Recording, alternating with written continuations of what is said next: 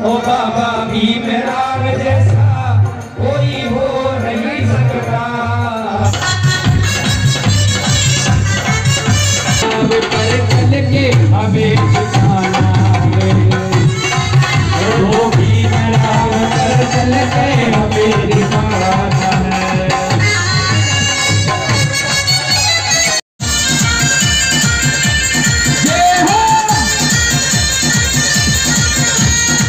योगी में डूबा है जाए जापान में, योगी में डूबा है जाए जापान में, श्रीलंका दुबई जी अफगानिस्तान में, ढूंढ लो सारा जहान में मेरा नंबर वन है, ढूंढ लो सारा जहान में मेरा बीमार की नंबर वन है, कर दिए मुश्किल अपना दो चार ज्ञान आप लोगों के बीच में दे ही दूं। तो बात चली है बाबा साहब की। बाबा साहब नंबर वन है, जैसा गायक साहब ने अभी बताया, और ढूंढने की बात वो कर रहे हैं, विदेशों में ढूंढ रहे हैं, परंतु देश में नहीं ढूंढ रहे हैं, हमारे लोगों के बीच में नहीं ढूंढ रहे हैं, दलित समाज के बीच में नहीं ढूंढ रहे हैं। अभी तक हम वहीं पहुंचे हैं, सिर्फ एक कदम कि बाबा साहब का नाम लेना शुरू किया है, जय भीम नमो बुद्धाय बोलना शुरू किया है। पर क्या बाबा साहब ने इतना से ही कहा था? बाबा साहब तो बहुत कुछ कह के गए थे आज से 70 साल 80 साल पहले। कितने लोग जानते हैं उनके बारे में, कितने लोग पढ़ते हैं उनके बारे में? उन्होंने क्या आपको दिया, क्या अधिकार दिया, क्या संविधान दिया, क्या कानून दिए, क्या सुरक्षा दिया? कोई एक भी व्यक्ति यहाँ बता सकता है क्या किया हमने उनके दिए हुए अधिकारों का आज तक? क्या किया हमने? नौकरी ली, आरक्षण लिया और चैन की नींद सोने लगे। मान्यवर साहब काशीराम साहब को नमन करता हूँ। और इस देश में करोड़ों शोषितों वंचितों दलितों की लड़ाई लड़ते हुए उनको गुलामी से बचाने के लिए संघर्ष करने वाले भीम आर्मी आजाद समाज पार्टी के राष्ट्रीय अध्यक्ष माननीय भाई चंद्रशेखर आजाद की सलामती की दुआ करता हूँ। तो सलामत रहें और इस भारत को, इस देश को गुलामी से बचाने का काम करें, भारत के संविधान को बचाने का काम करते रहें।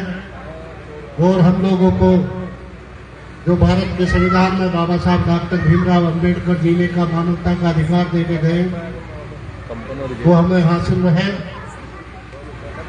मैं आभार व्यक्त करता हूँ केचवाड़ी गांव का, अपने साथियों का, भाई राजेश जी का, जो मुखर पत्रकारिता के साथ साथ एक जागरूक साथी होते हुए और अम्बेडकर वाली विचारधारा को जन जन तक, गांव तक पहुंचाने का काम कर रहे हैं। हमारे बीच में हमारे आजाद समाज पार्टी के प्रदेश के अध्यक्ष प्रोफेसर रामलखन मीना जी यहाँ मंच पर मौजूद है, मैं अभिवादन करता हूँ उनका। हमारे साथी और भीम आर्मी राजस्थान प्रदेश के संयोजक भाई सुमित सहगल जी हमारे बीच में है। हमारे आजाद समाज पार्टी के अनुशासन समिति के राजस्थान राज्य के अध्यक्ष और हमारे जयपुर में प्रदेश के कार्यालय की जिनकी जिम्मेदारी है अमरचंद हरसोलिया साहब, और यहाँ मौजूद हमारे एडवोकेट सहाय साहब, गोपाल जी, और बहुत सारे साथियों से अभी परिचय हुआ। मुझे बताया गया कि मैं उत्तर प्रदेश का रहने वाला हूं। तो पहले तो ये बताऊं कि मैं उत्तर प्रदेश का रहने वाला नहीं हूं, मैं राजस्थान का रहने वाला हूं। उत्तर प्रदेश तो ऐसे समझो जैसे मामा मामी, मामा नाना के चले जाओ। तो जब एक आफत आई थी इस देश में गुलामी के दौरान और हमारी बहन बेटियों की आबरू गांव पे थी, तब राजस्थान के सल्तनत की तरफ से, राजस्थान के लोगों की तरफ से एक लड़ाई लड़ी गई और दिल्ली पर चढ़ाई की गई। उस चढ़ाई में 1700 ईस्वी में हमारे पूर्वज यहाँ राजस्थान राज्य से महिलाओं की इज्जत और आबरू बचाने के लिए दिल्ली पहुंचे थे, संघर्ष करने के लिए।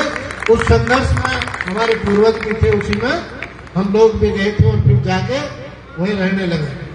आज फिर ये लगा है कि दिल्ली में जो सल्तनत बैठी है और राजस्थान में जो हुकूमत बैठी है, वो हुकूमत दलितों की, शोषितों की, वंचितों की, किसान कमेरों की, उनके अधिकारों की, उनके हक हकूक को खत्म करने की साजिश रच रही है और संविधान को खत्म करने की साजिश रच रही है। बैंक बेचे जा रहे हैं, LIC बेची जा रही है, हवाई अड्डे बेचे जा रहे हैं, देश को बेचने की साजिश हो रही है। तो फिर आज देश दिक्कत में है और बाबा साहब के संविधान के जरिए उसको बचाने की भाई चंद्रशेखर आजाद के नेतृत्व में लड़ाई लड़ी जा रही है। इसलिए फिर जरूरत पड़ रही है राजस्थान की कि राजस्थान के स्वाभिमानी लोग फिर खड़े होंगे और फिर चाहे राजस्थान का जयपुर हो, चाहे दिल्ली की हुकूमत हो, उस दिल्ली की हुकूमत को, राजस्थान की हुकूमत को बदल कर यह संविधान को बरकरार रखने का काम किया जाएगा। इसलिए लौट के मैं आज फिर अपने घर में हूँ और भीम आर्मी और आजाद समाज पार्टी के बैनर तले उस लड़ाई को लड़ने के लिए भाई चंद्रशेखर आजाद के नेतृत्व में हम लोग तैयार हैं। इसलिए आज आप लोगों के बीच में आने का मौका मिला और अपनों के बीच में आके अपने लोगों को मुझे गर्व होता है अपने राजस्थान के लोगों पे, समाज पे, कि वो स्वाभिमानी है। जब अभी हम अपने वीर सैनिकों का सम्मान कर रहे थे, जब इस देश में आफत आती है, चाहे सीमा पे आए, चाहे आपदा आए, चाहे इस देश के भरण पोषण का काम हो, चाहे इस देश में किसी भी प्रकार के निर्माण का काम हो, दस्तकारी का काम हो, सुरक्षा का काम हो, राजस्थान के लोगों ने बढ़ चढ़ के अपनी भूमिका अदा की है और इस देश में अपना नाम, राजस्थान का नाम ऊंचा करने का काम किया। ये तमाम हमारे साथी किसान कमेरे लोग, मैं समझता हूँ कि आज फिर देश पे दिक्कत है, आज फिर देश गुलामी की तरफ जा रहा है, आज फिर राजस्थान की जरूरत है। राजस्थान खड़ा हो, हमारे बुजुर्ग और नौजवान और हमारी बहन बेटियां और महिलाएं, जिस तरह की घटनाएं राजस्थान में हो रही हैं, एट्रोसिटी की घटनाएं, मूछ रखने पे हमारे नौजवान को, इतने सुंदर नौजवान को, बाकी को मार दिया जाता धोखे से। हिम्मत होती तो वो सामने आते, सामने लड़ाई लड़ते। जितेंद्र मेघवाल के 4 पर अकेला शेर भारी था, धोखे से मारने का, कत्ल करने का काम किया। भाई इंदर मेघवाल को मटकी छूने पर मारने का काम किया, कत्ल करने का काम किया। हमारी बहन बेटियों के खेतों में, खलिहानों में जग लूटने का काम करते हो। ये जो सरकार है, इन हुकूमत को इसलिए बदलने की जरूरत है। इसलिए भाई चंद्रशेखर आजाद ने आह्वान किया, ऐलान किया कि चाहे मुकदमे 100 नहीं, चाहे NS 2-2, 4-4 बार नहीं, 5-5 बार लग जाए, चाहे जिंदगी दांव पर लग जाए, लेकिन मैं अपने समाज के स्वाभिमान को कभी भी गिरवी नहीं रखने दूंगा। उस समाज की लड़ाई में सड़क पर उतर के लड़ूंगा। और यदि आप लोगों ने मौका दिया, किसी भी सदन में पहुंचाने का मौका दे दिया, केवल एक अभी पिछले दिनों आप लोगों ने देखा, भाई भावुक होकर बोल रहे थे कि यदि किसी भी विधानसभा में, उत्तर प्रदेश में एक घटना घटी, उत्तर प्रदेश की घटना पर उन्होंने कहा कि यदि मेरा एक भी MLA उत्तर प्रदेश की विधानसभा में होता तो ये विधानसभा नहीं चल पाती, है सरकार नहीं चल पाती। और हम गारंटी से कह रहे हैं, आप एक भीम सैनिक को किसी भी सदन में भेजने का काम कर दो, यदि सरकार को सुकून से बैठ जाए तो हमारा नाम बदल देना, हमें कह देना कि हम भीम सैनिक नहीं है, हम भीम आर्मी और बाबा साहब के सच्चे सिपाही नहीं है। इसलिए आपसे कहना चाहते हैं, इतना सुंदर कार्यक्रम आपने रखा, क्योंकि सांस्कृतिक कार्यक्रमों के जरिए हम अपनी बात पहुंचाने का काम करते हैं। काव्यों के जरिए, ग्रंथ के जरिए मैं साधुवाद देता हूं अपने साथियों को कि उन्होंने इतने अच्छे प्रस्तुति बाबा साहब के बारे में, जिन्होंने अपना पूरा जीवन लगा के हम लोगों को न्याय के जीवन से उबार के और मानवता की तरफ, समता की तरफ, समानता की तरफ जाने का काम किया। शिक्षा का अधिकार दिया, पानी पीने का अधिकार दिया, खाने का अधिकार दिया, कपड़े पहनने का अधिकार दिया, रोजगार करने का अधिकार दिया, शिक्षा का अधिकार दिया और हमें एक मानव जीवन देने का अधिकार दिया। ऐसे मानवता देने वाले हमारे बाबा साहब डॉक्टर भीमराव अम्बेडकर की उस लड़ाई को, उस संघर्ष को, जो उन्होंने अकेले तमाम पूरे लोकवादियों से अकेले टक्कर लेके, आज तो उनकी लाखों करोड़ों की संतानें इस देश में मौजूद हैं, तब अकेले उन्होंने इस देश में जब साइमन कमीशन आया, याद करो, उनका साथ देने वाले चंद लोग थे। उन चंद लोगों के भरोसे बाबा साहब डॉक्टर भीमराव अम्बेडकर ने हमारे पुरखों की, हमारे पूर्वजों के हक पूर्ण अधिकार की लड़ाई को बचा कर रखा और अंग्रेजों से वो मांगे मनवाई, जिन मांगों को मनवाना असंभव था। वो गांधी और नेहरू के साथ में डट के खड़े होने वाला बाबा साहब डॉक्टर भीमराव अंबेडकर जो लड़ाई हमें सौंप के गए थे, उस लड़ाई को हमें आगे बढ़ाने की जरूरत है। इसलिए आप लोगों के बीच में है भीम आर्मी और आजाद समाज पार्टी और भाई चंद्रशेखर आजाद कि हम पूरे ऐलाने जंग का ऐलान करते हैं कि कोई भी मनवादी अंबेडकरवादी विचारधारा के सामने आएगा तो वो बच नहीं पाएगा। हम हर हालत में भारत के संविधान को इस देश में लागू करते हुए अपनी बहन बेटियों की इज्जत, उनकी हिफाजत करने का काम करेंगे। अपने बुजुर्गों नौजवानों के हकूक की हिफाजत करने का काम करेंगे और इस देश में बाबा साहब के सपनों का मानने वाला साहब काशीराम के सपनों का समता मूलक समाज स्थापित करके रहेंगे।